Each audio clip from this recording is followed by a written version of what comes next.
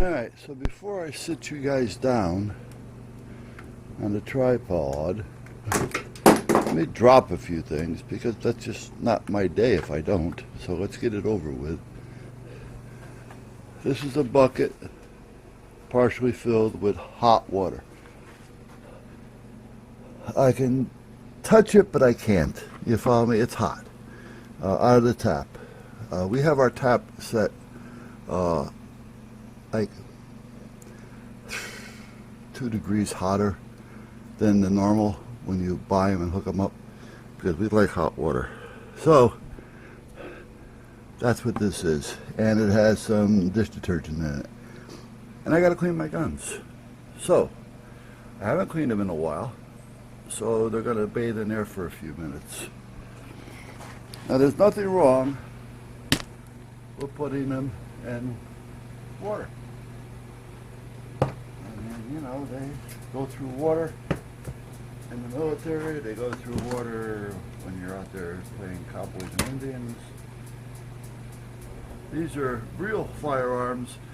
However, the action firing pins are missing. The firing pins are missing and the barrels are blocked.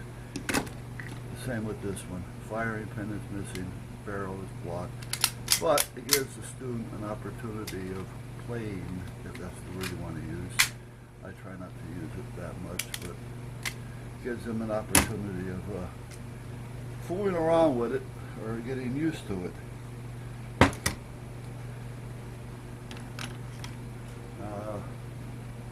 These are the ones that are really problem units, and not just because they've been in here, they're just problem units. And this one is a problem unit. This is an excellent unit. This one I don't think needs to be cleaned because I haven't used this one in a while.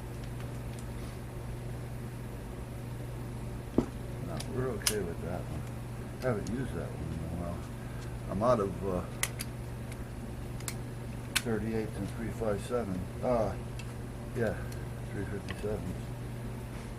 I had to think about that for a minute. It's been that long since I've used it. So, these are some of the guns I use for training,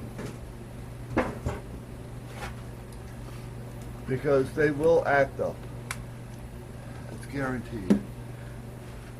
This is a Sky. I've told you about this. This one here, the sight fell off it. It keeps jamming up. It stovepipes like crazy. I only feed brass through them. I don't feed anything crappy. I don't use reloads. I always use new.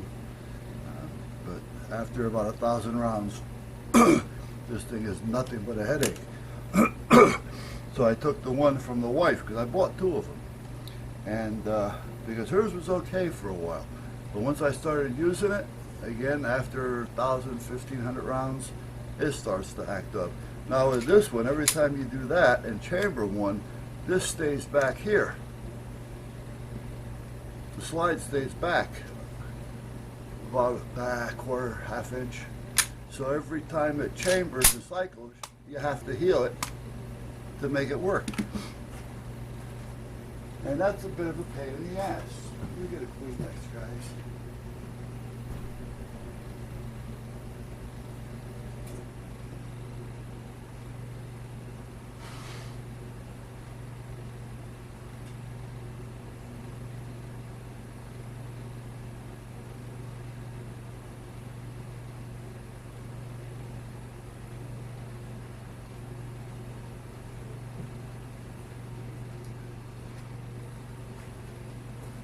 So you can say what you want about them. If you got one that works, good for you.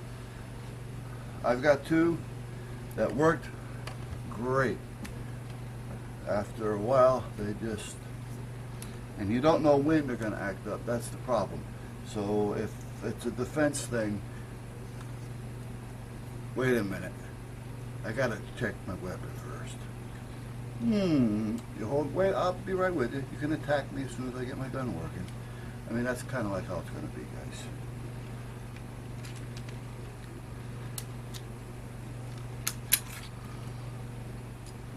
The other thing with these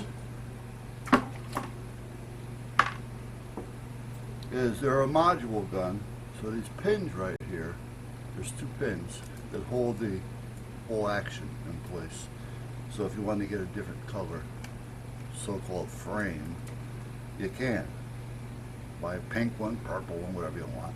Pull the 2 pins, lift this out, put it in the new frame, put the 2 pins back in. The action, the module piece here is basically what's got the serial number on it someplace. I haven't taken it out, nor do I care to take it out. However, getting back to those pins, they work themselves out. I don't know if you can see that pin sticking up right there or not. Right there. They work themselves out. Same with this one. So I have to carry a little brass hammer with me, you know, like a quarter pound. I mean, it's a light thing. A little tap, tap, tap to keep them in there. They sent me new ones. The new ones they sent me were so damn big that they wouldn't fit at all. And if I did force them in there, they would have spider cracked. So when I called him, he says, well, just sand them down. All right, so now I got to continue to sand these things down until I get them to where I think they're going to be okay. So, like I said, it was just one thing after another. The other is this little lever here, this, not a lever, but this little, right here, pin. Those will fall out on you in the middle of this. So, bang, false hits the floor, and that's what happens. Now it's not just one, both of them are doing this.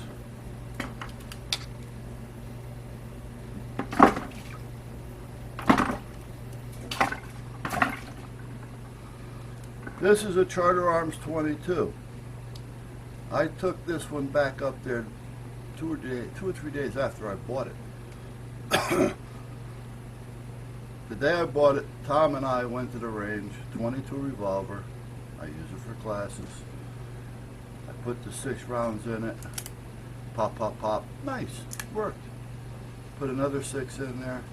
Pop, pop, pop. I noticed that a little sticky. I'm trying to get them out. Well, that's not right.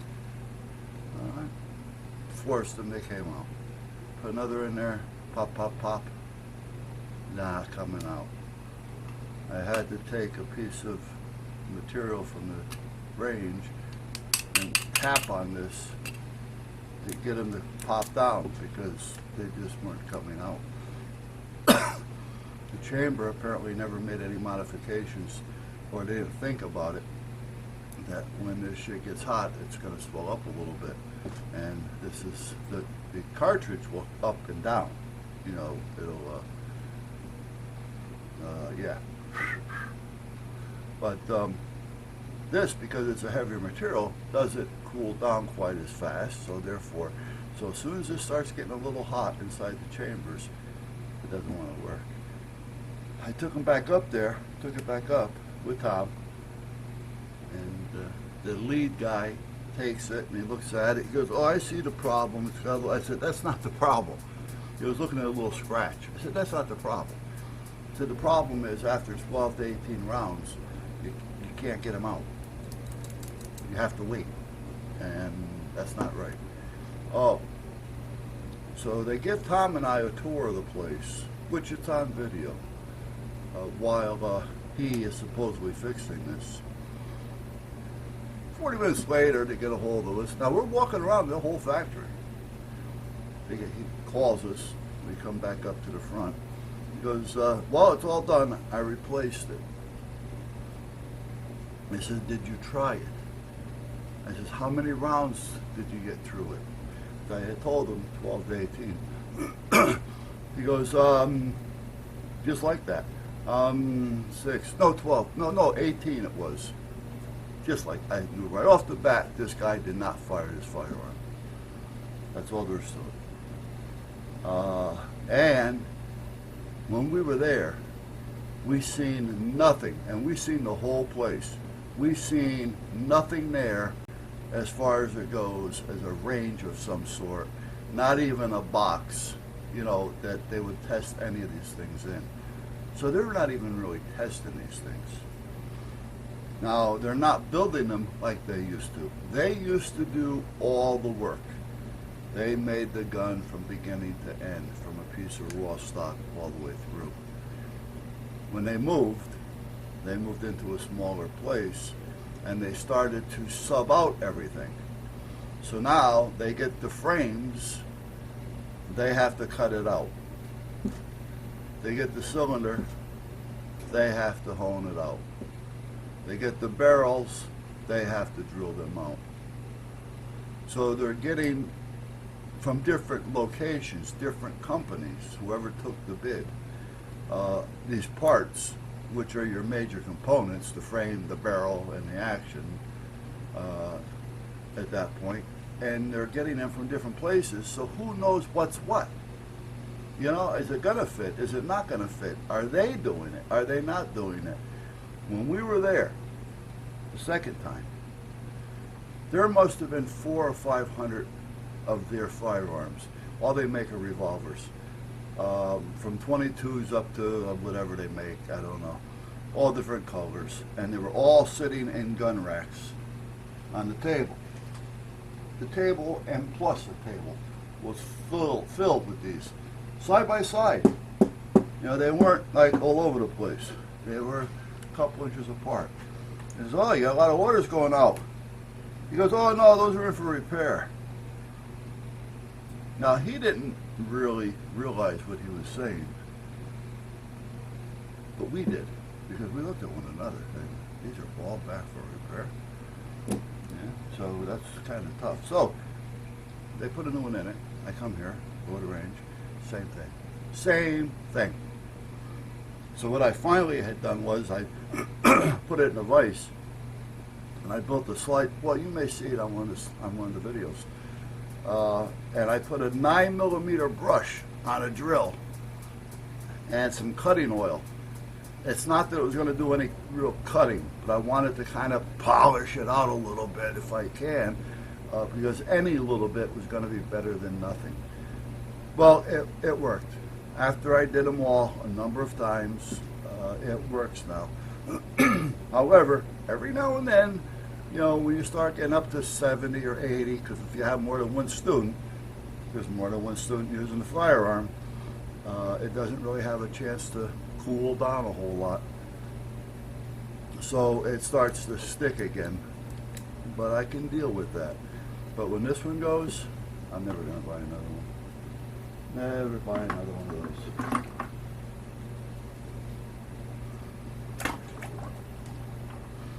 This little puppy, I'm not a big believer of Ruger pistols. I think they make a great revolver. But their pistols, I am not a big fan of them. Every one that I've used, they're just not a comfortable shoot compared to other firearms. If you've never shot a firearm before, you're not going to know the difference, in my opinion anyway. But they're not a comfortable shoot. They're a hard shoot at times. I mean, they get a little, they're not comfortable. That's all there is to it. People swear by them. People like them. Yeah, that's fine. Personally, I like their revolvers. They're 100, they're 101. I think they're nice guns. I was hesitant on buying this. I needed a 22 pistol. When I went up to the place to buy, they had nothing up there except for a Mosquito, which is made by SIG, which is a good gun. SIGs make good stuff. Well, they used to, let's put it that way. I'm not sure about now. But I bought a Mosquito. Nothing but problems. Nothing but problems from day one. It's now the one that I just put with the red plug on it. It's just not worth even trying to use it as a training gun. So anyway, this is what I end up buying. The guy up there says, which you got to pay attention to these guys, because a lot of times they like to sell you what they have. They don't want to order anything. You know, if they sell you what's there, they make the profit plus the money back. If they don't want to restock it, they've made the money back. It's up to them now because they have all their money back plus profit. If you order it, it's going to cost them to bring it in and time. It's going to cost you more because you're paying to bring it in. And they're only making the profit on it. So if they wanted to get rid of these, there's one they didn't get rid of. So they're going to try to sell you what they have. But at that point, I knew the guy, and I said, he says, I use it for training. You know, I think it was $239. I'm not positive. But this is the Ruger SR22. This is a nice little piece. Now, Ruger did come out with a 5.7 round. Now, that's a good round. I don't know how any manufacturer can make that gun so that it doesn't fire nice. You know, that it's going to be a hard fire, because the round itself is a nice round. So thinking that that one may be okay, but I'm not positive. I still wouldn't recommend it until I have one in hand. But at that point, that's where we're at with that. Now this one, I don't think, no, this one, you know what, I'm just going to give this one a quick bath just like it is. I'm not even going to open it. So, we have soap and water in here.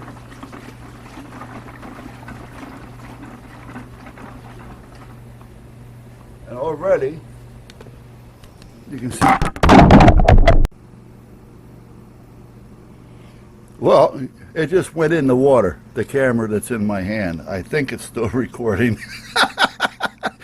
But as you can see, well, you've really seen it earlier, the water is actually starting to turn gray. So that's all the what you call it, the residue. All right, so I wonder what I need to do. The lens got cleaned, so let me see what I can do with this as far as putting it in front of the heater. Let me turn it off. It is recording according to this. I just don't know if it is or not. I'm going to put it in front of the heater for a few minutes